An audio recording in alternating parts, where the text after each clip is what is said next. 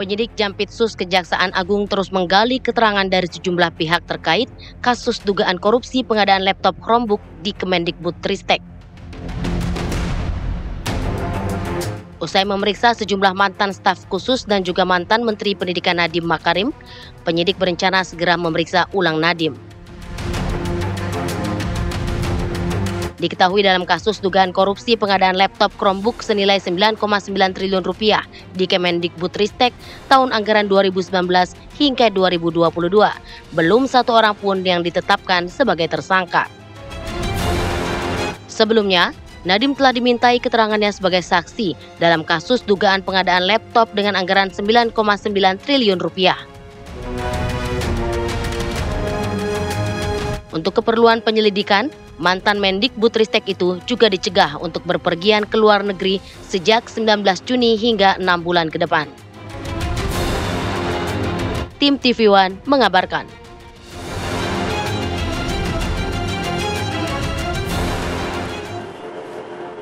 Selain kasusnya di Kumala yang cukup menyentil saya, dicekal ke luar negeri Pak Nadiem Makarim. Di era liburan kali ini, kemana Pak Nadiem ya kira-kira? Iya, kan musim liburan, nggak bisa keluar negeri. Ya. Mending mungkin ikut Pak Jokowi jalan-jalan ke Bali. Oke, kita akan melihat bagaimana perkembangan terkini dari kasus korupsi Chromebook yang kemudian melibatkan mantan menteri ya, pendidikan. Ini ada Pak Nadiem Makarim. Kita akan bahas pagi hari ini, sudah ada siapa saja di Kumala? Sudah ada narasumber kita di studio, ada Mas Heri Firmansyah, pakar hukum pidana Universitas Tarumanegara. Selamat pagi Mas Heri. Mas Heri. Selamat pagi, Assalamualaikum warahmatullahi wabarakatuh. Waalaikumsalam. Nggak liburan? Mudah-mudahan nggak dicegah. Iya, kan nggak dicekal ya. Yang penting ada uangnya aja. Aduh. Oke, selanjutnya ada Mas Iman Sanatul Hairi, Kepala Bidang Advokasi Guru P2G. Selamat pagi, Mas Iman. Selamat pagi. Nggak liburan juga? Nggak liburan? Harusnya liburan sih. Harusnya ya. liburan. Mampir dulu ke sini. Tapi nggak dicekal kan? Nggak. Gitu, oke. Saya mau langsung ke Mas Imam. Mas Imam, Chromebook menjadi masalah. Apa yang menjadi masalah? Sebenarnya kan Chromebook nggak ada masalah. Bisa dipakai untuk belajar, bisa dipakai untuk mengisi nilai. Apa yang kemudian menjadi masalah? Iya, yang pertama memang di lapangan itu guru membutuhkan laptop reguler yang sangat umum sebetulnya. Dan apa yang ada di Chromebook itu sebenarnya masih sangat asing untuk guru-guru. Apa yang bikin asing? Karena dia kan pakainya iOS ya. Sementara kita kan pakainya masih yang seperti Windows, yang reguler. Ngetik-ngetiknya masih dengan aplikasi yang... Artinya spesifikasinya nggak sesuai dengan kebutuhan guru. Dan itu juga terbukti kan apa yang disampaikan oleh Kejaksaan bahwa sudah ada riset sebelumnya dan dinyatakan kurang efektif. Tetapi tetap dibelikan Chromebook dan disebarkan kepada guru-guru. Dan saya juga mendapatkan banyak cerita ya, sekarang banyak yang Chromebooknya tidak terpakai, gampang mati karena memang mungkin di YouTube pernah diulas speknya murah gitu. Ini yang menurut saya sih, saya sebagai guru di tahun 2021 dan di tahun 2022 dan seterusnya, kita jangan lupa itu masa pandemik ya. Kita lagi pandemiknya, guru-guru bergelimpangan, kita mau ke sekolah susah, guru juga memang butuh laptop sebetulnya, tetapi kemudian malah ada yang korupsi gitu. Itu juga sangat menurut kami sangat perlu diusut secara tuntas itu. Iya, tapi seperti implementasinya seperti apa kalau dari data yang dimiliki oleh P2G, apakah memang ini kurang efektif pengadaan Chromebook itu untuk tenaga pendidik? Tahun 2021 dan 2022 ya, kami ingin memastikan, karena kami paham betul Chromebook ini kan hanya efektif, hanya bagus kalau dipakai ketika ada sinyal. Maka kami ngecek ke daerah-daerah, adakah daerah-daerah yang sinyalnya kurang atau dia daerah 3T tapi dapat Chromebook? Ternyata ada. Ada. Padahal Pak Nadiem bilang nggak ada ya. Iya, jadi kami justru membuktikan sebaliknya. Di Kabupaten Melawi di Kalimantan Barat, lalu Kepulauan Sangihe, itu kan ujung banget, itu deket Filipina ya.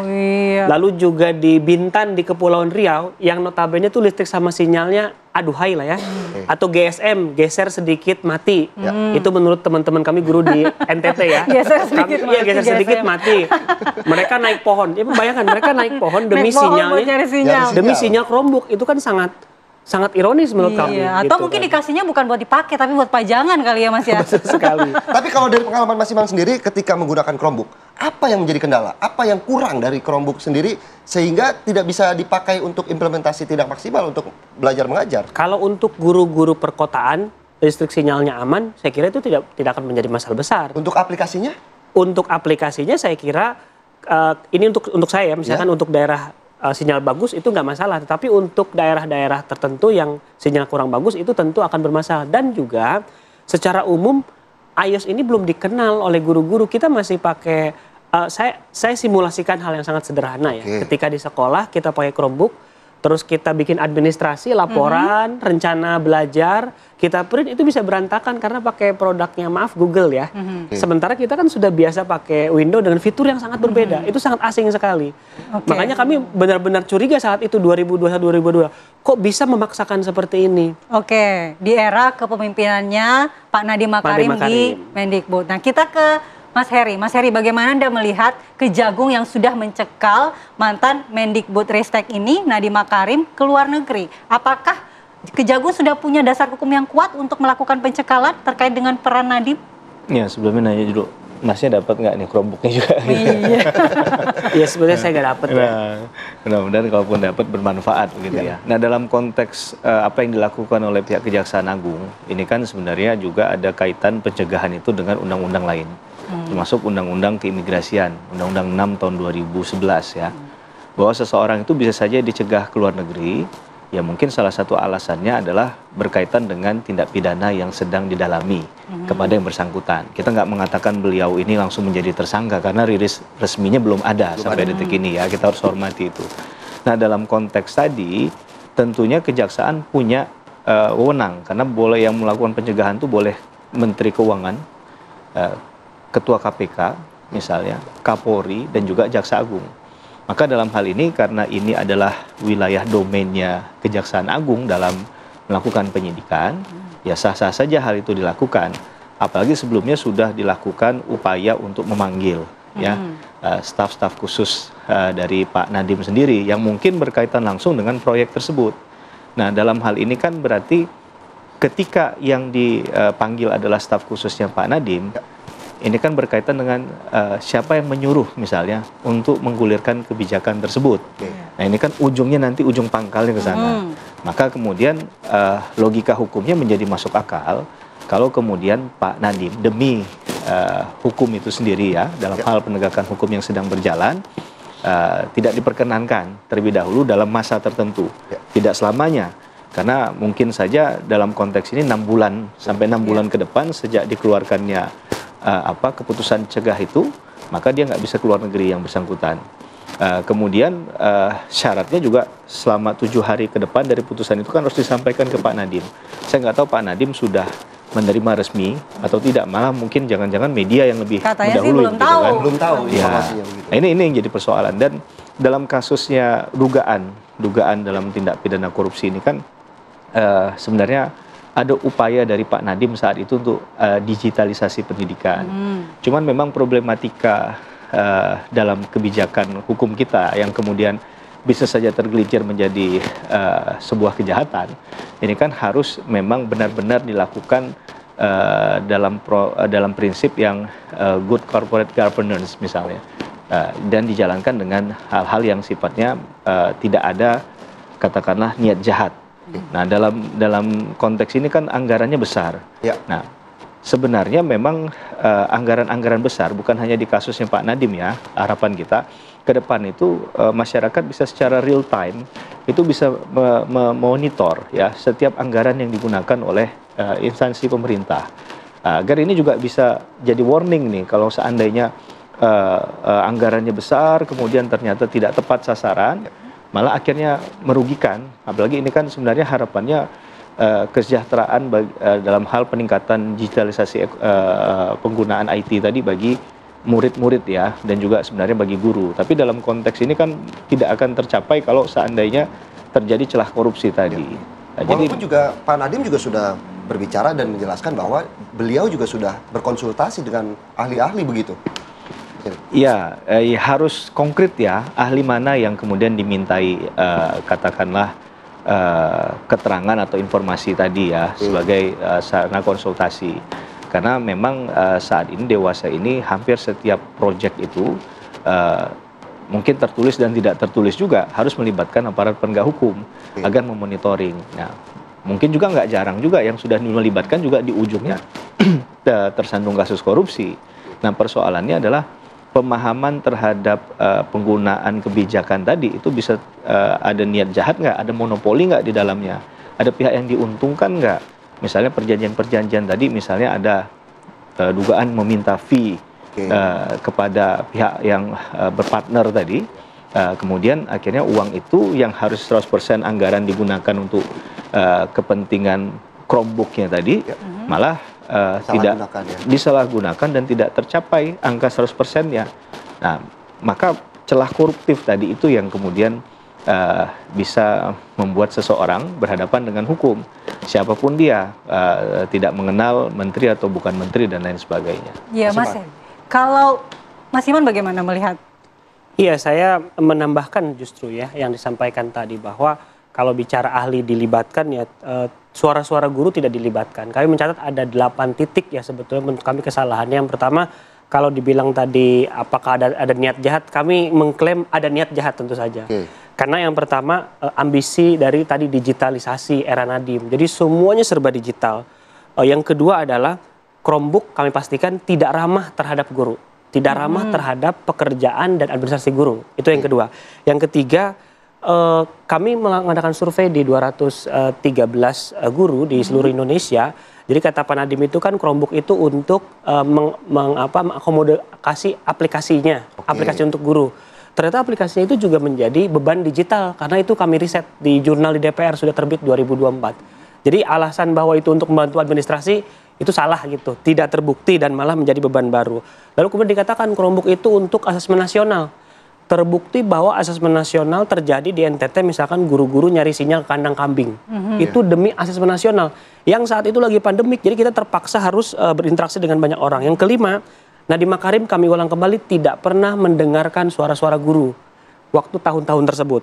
Lalu kemudian banyak Chromebook terbengkalai. Baru kemarin kami tanya di Kabupaten Sangihe, dari 15 itu ada sekitar 3-4 yang sudah mati. Cepat mati, padahal masih baru, masih 2-3 tahun. Lalu kemudian Nadiem ini menurut kami salah mengambil prioritas. Bayangkan Chromebook 9,9T yang saat itu guru honorer, guru P3K hancur lebur, tidak terselesaikan, honorernya masih banyak, sertifikasi masih terbengkalai. Jadi kami kira juga Pak Nadiem kurang prioritas. Nah, kami memang bersyukur ya, alhamdulillah di era menteri yang sekarang aplikasi mulai dikurangi gitu ya. Ada keseimbangan pekerjaan guru, bebannya mulai dikurangi. Itu kami apresiasi, itu kritik terhadap era Nadiem gitu. Jadi kami kira ini memang kesalahan sejak awal. Menurut kami ada niat jahat pasti. Yang ketiga adalah bahwa ini adalah kebijakan yang sangat salah. Baik. Nanti kita akan dengarkan juga bagaimana sebenarnya peran dari Pak Nadiem dalam kasus ini. Namun kita harus jeda terlebih dahulu. Kita akan kembali saat lagi di Apa Kabar Indonesia Pagi.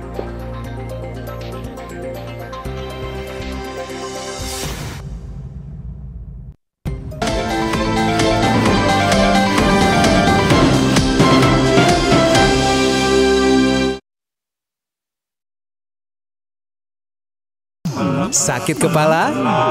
Minum Paramex. Gue andalan nih. Paramex cepat kerjanya, gak pakai lama. Cepat redakan sakit kepala, aman sesuai dosis anjuran untuk redakan nyeri. Sakit kepala, Paramex obatnya. Produksi Konimex. menurut aku kamu. Kita lanjutkan dialog di Apa Kabar Indonesia Pagi. Saya mau kembali ke Mas Iman. Mas Iman, banyak pihak yang menilai bahwa memang Chromebook ini tidak sesuai speknya ya. Harga tinggi tapi spesifikasi rendah, dan juga Mas Iman mengatakan bahwa spesifikasinya tidak sesuai dengan kebutuhan guru. Berapa sih sebenarnya harganya, Mas? Iya, saat itu ramai ya di tahun 2021, bahkan ada banyak YouTuber-YouTuber yang mereview karena sudah tersebar beritanya, yaitu laptop 10 jutaan dengan spek 4 jutaan. Nah, jadi gapnya sangat terlihat sekali, dan banyak yang ahli profesional yang mereview itu dan mengatakan ini kemahalan dengan harga segini gitu. Kemahalan. Dan berarti saat itu juga sudah ada penyimpangan ya. Iya, dan saat itu juga kami melihat di marketplace lain gitu ya, dari berbagai tempat itu memang harganya sekitar 4 jutaan gitu ya, atau 5 jutaan. Kok di anggarannya sebesar itu? Mungkin juga ada item-item lain yang termasuk dari modem atau mungkin keyboard, mouse, atau mungkin seperti dapat itu? tas kali ya, tas laptop juga. Tasnya 2 juta ya.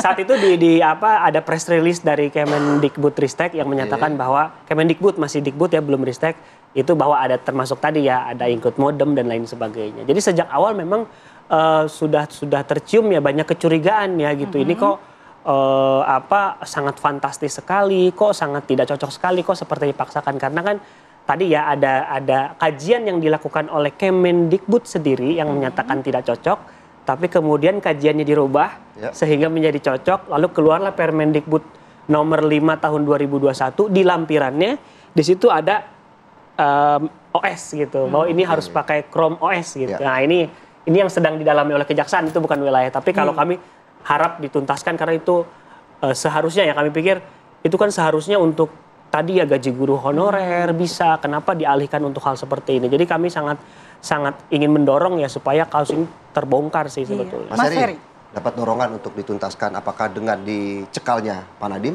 merupakan tinggal tunggu waktu saja untuk ditetapkan sebagai tersangka? Iya, dalam beberapa kajian hukum misalnya memang faktanya mereka yang dicegah itu potensinya besar ya untuk ditetapkan menjadi tersangka, tapi bukan berarti jadi satu kewajiban, karena dalam beberapa perkara yang lain juga orang yang dicegah toh akhirnya tidak menjadi tersangka kan. Jadi sebatas hanya memberikan informasi. Kemudian saya malah meminta Mas Iman ini nanti ke depan kalau ada penyidikan misalnya dinaikkan proses yang lebih tinggi lagi, keterangannya bisa disampaikan saja. Ya, di berita dari pihak guru ya bisa. Iya, menurut saya percuma kalau hanya bicara di TV kan. Nah, maka kalau beliau sudah menyampaikan misalnya sudah ada mens rea dengan keyakinan yang bahkan mungkin lebih dari penyidik tadi kan, menurut saya perlu dipertanggungjawabkan. Tapi Mas Iman bisa menawarkan diri begitu untuk memberikan menurut saya keterangan. Bicara sebagai saksi itu kewajiban hukum loh Mas. Jadi kalau Anda tahu misalnya ada satu tindak pidana, ya Anda harusnya malah terbuka untuk menyampaikan data tadi di Sangihe, di NTT tadi kan. Tanpa harus dipanggil terlebih dahulu. Iya. Karena kita bicara kewajiban hukum, setiap orang yang mengetahui saya rasa berhak punya kewajiban hukum tadi secara moral untuk menyampaikan hal tersebut. Tentu akan mempermudah kerja dari aparat penegak hukum. Karena berkali-kali tadi saya dengarkan penuh keyakinan bahwa sudah terjadi ini, terjadi itu. Ya saya rasa itu perlu. Jadi itu juga penting bagi kita agar dalam hal kita mengungkap satu perkara tindak pidana korupsi ini memang ada peran serta masyarakat juga. Ya, untuk menyampaikan mungkin informasi yang kita ketahui tadi berfungsi dalam kerangka membuka kotak Pandora dalam kasus ini. Kemudian kembali ke kasusnya Pak Nadiem, sebenarnya yang dilihat ini kan adalah dua hal ya. Sumber pendanaan yang dari mana yang digunakan, kemudian implementasinya. Karena ketika bicara implementasi ini kan dari PAUD bahkan sampai ke SMA yang diberikan katakanlah pembagian Chromebooknya tadi, dan wilayahnya mengcover seluruh wilayah hukum Indonesia. Maka persoalannya adalah apakah ini langsung dari pusat ke daerah atau pusat bekerja sama dengan daerah. Nah kalau bekerja sama dengan daerah, partisipasi dari daerah apa? Kan begitu ya. Kemudian menggunakan dana apa? Apakah ada istilahnya dana alokasi khusus misalnya? Ada juga alokasi nah keterlibatan khusus dalam hal pemerintah daerah ini sejauh mana? Nah apakah memang hal semacam itu dibolehkan dengan anggaran yang besar tadi?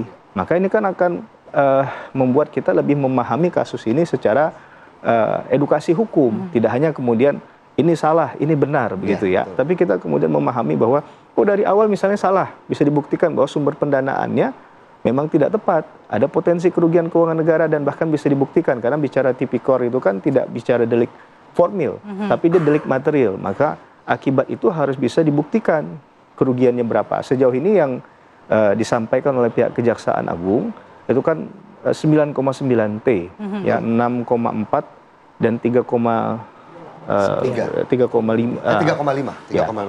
Itu kan berarti 9,9 totalnya. Nah ini yang kemudian perlu penjelasan lebih lanjut ya. Berapa kemudian berapa harga dari, ini harus detail kita. Berapa harga Chromebook tadi, jumlahnya berapa, tersebarnya berapa. Nah, kalau berbicara anggaran, Mas Heri, Nadiem Makarim sebagai penentu kebijakan anggaran tertinggi, ini tanggung jawab pidananya dalam pengadaan Chromebook yang kalau menurut Mas Iman ini harganya terlalu tinggi, tapi speknya rendah itu gimana?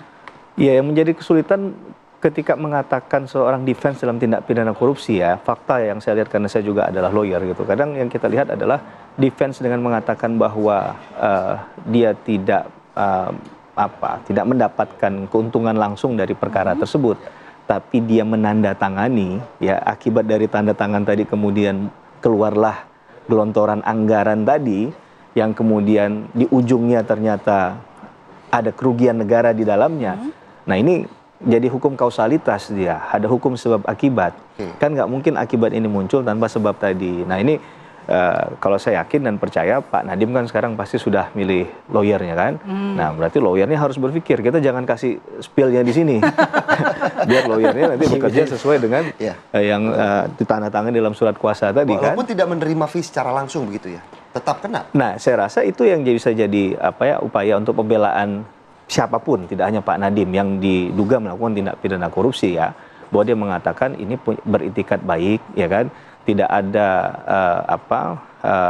kemanfaatan yang didapat secara pribadi oleh yang bersangkutan ataupun pihak-pihak yang berafiliasi dengan dirinya secara pembelaan. Nah, orang membela ya sah-sah saja kan. Tapi mungkin pihak penyidik dalam hal ini Jaksa Agung sudah one step ahead juga, mungkin sudah melakukan mengumpulkan bukti dengan melakukan penyadapan misalnya, ataupun sudah mendapatkan keterangan-keterangan dari pihak-pihak lain yang terafiliasi. Karena bicara dalam pengungkapan perkara besar, kasus korupsi nggak bisa langsung ke tengah, ibaratnya makan bubur panas, dia pasti dari tepi. Ini bukan bicara tentang makan bubur itu diaduk atau tim yang tidak diaduk. Ya, biasanya kepecah juga tuh netizen. Diaduk atau dipisah, ada dua kubu. Tapi pastinya dari tepi. Nah dari tepi ini mungkin sudah dikumpulkan fakta-fakta hukum itu kan coba untuk ibarat puzzle ya, dibuat, dirapikan oleh teman-teman penyidik, sehingga kemudian memunculkan nama-nama lain. Nah, ini kan juga harus dijelaskan secara logika hukum, sehingga tidak ada celah untuk akhirnya di ujungnya orang mengatakan salah nih langkah Kejaksaan Agung, kok udah dicegah dulu. Nah, karena kan kalau mencegah ini kan berarti sudah ada upaya dalam tanda petik ya, upaya paksa yang dilakukan. Berarti orang itu sudah nggak bisa kemana-mana, kemerdekaannya sudah hilang. Gitu ya. Baik, Mas Imam, langsung ada tanggapannya? Melaporkan apa yang kejanggalan atau mau menawarkan diri menjadi saksi. Yang pertama tentu saja kami dari Perhimpunan Pendidikan dan Guru dan beberapa anggota kami di beberapa daerah, kami siap ya. Mungkin nanti cara melaporkannya terus nanti kita akan konsultasi juga gitu. Langsung ya, langsung ke expertnya ya. Kalau dipanggil pasti kami akan hadir dan persiapkan itu, karena sekali lagi ya ini kan dorongan moral juga, karena juga kita nggak mau ada korupsi ada di dunia, apalagi di dunia pendidikan ya. Harusnya tempat yang cukup bersih gitu ya, tapi tidak dimulai dari sana. Yang kedua tentu saja kami tetap berharap ini diusut secara tuntas, siapa saja yang terlibat di dalam kasus ini. Proses hukum kami tidak ikut campur, tetapi kalau ada hal-hal yang mungkin perlu kami sediakan akan kami sediakan sesuai dengan fakta yang terjadi dan juga yang teman-teman guru alami gitu. Jadi itu sih paling Semoga juga konsultasinya jangan diarahkan ke jalan yang salah, Mas Heri. Gitu ya. Ya, insya Allah gratis. Gratis. Tadi juga kita sebenarnya pada pagi hari ini sudah mencoba untuk menghubungi, menghadirkan salah satu pengacara dari Pak Nadiem. Sayang sekali belum bisa hadir ya, belum bisa bergabung. Di Apa Kabar Indonesia pagi hari ini. Terima kasih Mas Heri atas waktunya pagi hari ini. Iya, terima kasih Mas Imam. Terima kasih. Tentunya juga kita berharap dunia pendidikan Indonesia baik-baik saja. Janganlah dikorupsi ataupun di segala macam kan begitu. Karena pendidikan itu penting. Pahlawan tanpa tanda jasa itu guru. Setuju kan? Masih mikir-mikir, mau dong jasa. Mau dong jasanya, kayaknya masih kepikiran. Oke, di segmen selanjutnya kami akan menghadirkan informasi menarik. Ada apa, Andi Kumala? Iya, media pemerintah Iran pada Rabu merilis ini rekaman serangan ya yang terjadi antara Iran maupun Israel dan kerusakan-kerusakan infrastruktur akibat serangan tersebut. Sesaat lagi kami hadirkan di Apa Kabar Indonesia.